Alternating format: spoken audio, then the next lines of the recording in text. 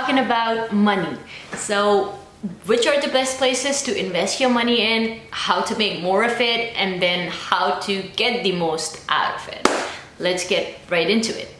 There's certain factors that you need to count in when we're talking money, like your age, your income, the time horizon that you need your money to go up, and then the risk factors or the risk tolerance that you might have. I mean, someone might be comfortable in losing $100 when they put it into a stock or maybe cryptocurrency, while the other person might not be comfortable in losing that money over time if things go bad. So it totally depends upon how much risk tolerance you can take, and then of course your income. Number one is putting your money in an emergency fund every single month when your paycheck comes in. And I say this because life is unpredictable and you really don't know what's going to happen next. And this is the money that you're going to save, and that's not going to be for a vacation or the birthday party that you've been thinking to throw off. It's the money that you are going to use, God forbid, if your car breaks down or the water pipe starts to leak or the AC stops working.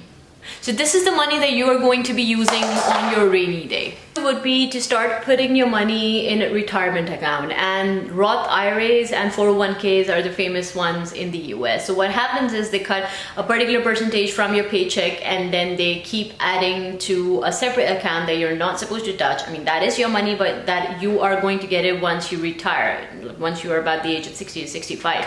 And then the company also matches up a certain percentage, that too depends upon company to company.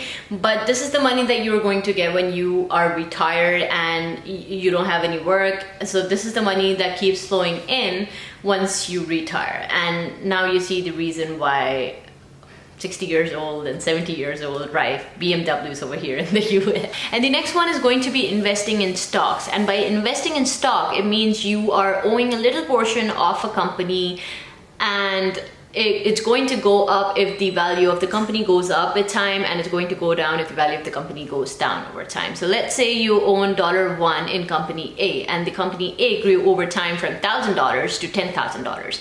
So the $1 that you invested in company A long time ago is going to worth $10 when the company goes from $1,000 to $10,000. And what makes the stocks fluctuate? So let's say we're in the middle of a pandemic and everybody start taking their money out because the recession is coming, etc.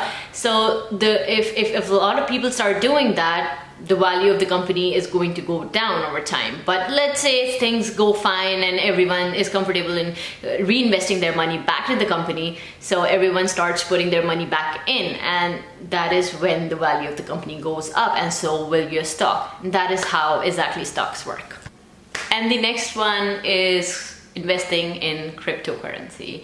This is a hot market, and I want to talk about this topic as much as I don't want to talk about this topic because I'm already losing a ton of money in cryptocurrency and I'm not a financial advisor. Talking about funds, we have two different types of funds over here. So we have mutual funds and then we have index funds.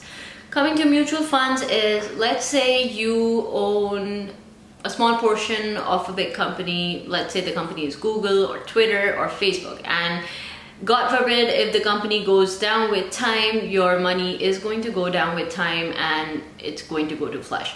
While in mutual funds, a smart ass investor is going to use his knowledge and his education to put your money in different companies, and now you own a small portion of each company, and then when these companies go up with time, you are going to scale up with time as well. And how they make money is they charge you a small portion of your mutual funds, which is like 0.25 to 2% of the mutual fund, of the money that you put in mutual funds, and that's how these smart ass investors make money.